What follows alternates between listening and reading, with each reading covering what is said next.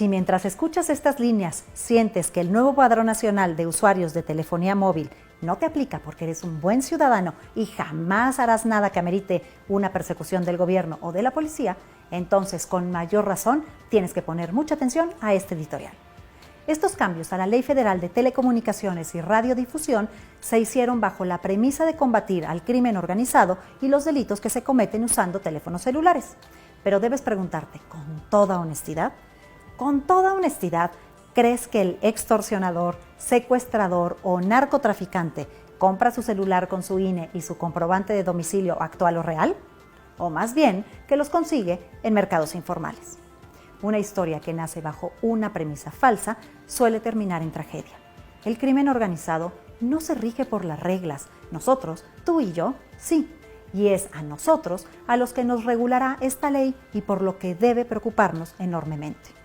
Para poder explicar los riesgos de este nuevo padrón y con ello transmitir el miedo y el rechazo que debemos tener, es necesario dividir la historia en dos partes. Primero, hay que hablar sobre los alcances de la tecnología que se piensa utilizar. Y segundo, sobre los jugadores políticos que participan en este proceso. Empecemos por la tecnología. La nueva ley busca recabar tu iris, tus huellas dactilares y tu cara con el fin de asociarlos a un número celular, o al menos es lo que nos dice. La razón por la cual buscan esos datos y no les basta con tu nombre y domicilio es que son exclusivos de tu persona. En otras palabras, tu nombre puede estar repetido en México y puedes contar con uno, dos o más homónimos. Sin embargo, tu iris, tus huellas dactilares y tus facciones de la cara son únicas.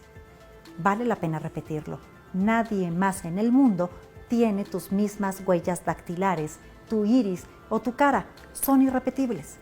Hoy en México, tu iris o huella dactilar funcionan para diferentes cosas, desde validar operaciones bancarias, desbloquear tu teléfono, acceder a tu oficina o identificarte para pagar impuestos. En otros países ya son utilizadas para registros médicos o como medio de identificación en sustitución al pasaporte.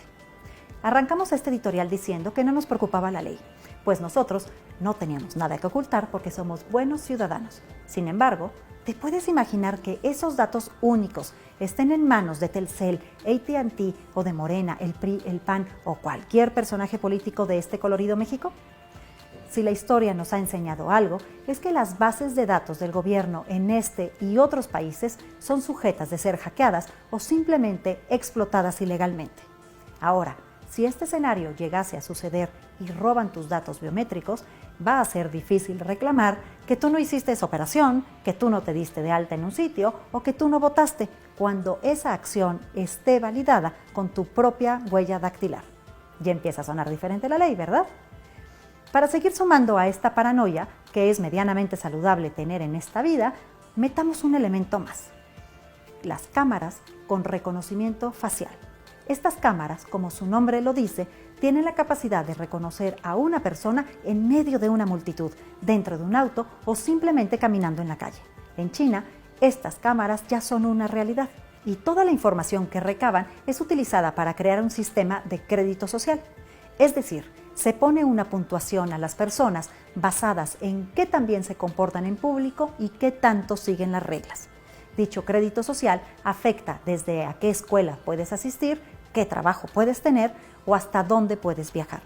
Si tienes dudas o piensas que es más ciencia ficción que realidad, haz una simple búsqueda en internet de los términos reconocimiento facial, más China, más valor social. Supongamos que no tienes nada que ocultar y eres un ciudadano ejemplar. Sin embargo, ¿te gustaría que alguien sepa dónde estás y con quién estás cada que sales de tu casa?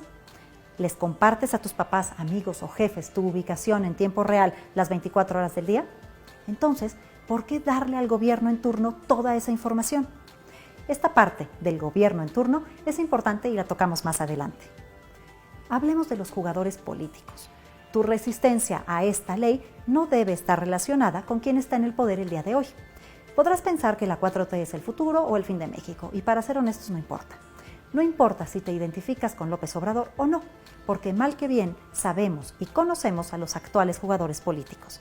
El riesgo no son ellos, el riesgo son los que aún no conocemos porque no han llegado al poder. Son aquellos que todavía no son figuras públicas y que aún no han dado a conocer su verdadero color o creencia. Son aquellos que están esperando su oportunidad para brincar de la oscuridad a la luz pública y que, cuando lo hagan, se van a encontrar con una ley que les da acceso a identificar a cada persona en este país, que les da el acceso a esos datos únicos, huella, iris y rostro de todos nosotros.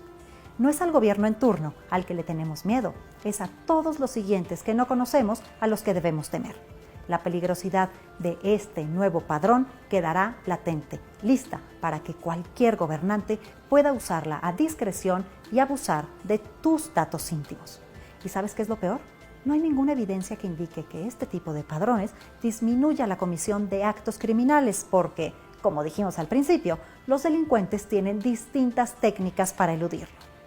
Hasta ahora, solo hay 17 países en el mundo que exigen algún tipo de identificación biométrica para comprar una tarjeta SIM. Y en esa lista no hay ningún país plenamente democrático y sí están países autoritarios como China, Arabia Saudita, Afganistán o Venezuela.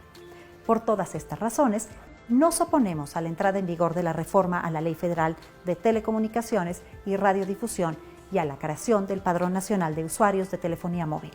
Y esta semana estaremos analizando y escribiendo sobre todos los peligros de que las empresas y el gobierno tengan tus datos biométricos. El presidente López Obrador trata a México como un pirata que conquista una tierra y se quiere quedar con el botín. El señor ganó una elección, nada más. No tiene derecho a hacer con el país lo que le venga en gana. La última muestra es lo que ha sucedido con el intento de reelección del presidente de la Suprema Corte de Justicia, el ministro Arturo Saldívar. Pero como eso lo que vemos insistentemente es un presidente que va poniendo aquí, allá y acullá trampas para la democracia, cosas que debilitan la democracia mexicana. López Obrador es una amenaza para la democracia de nuestro país.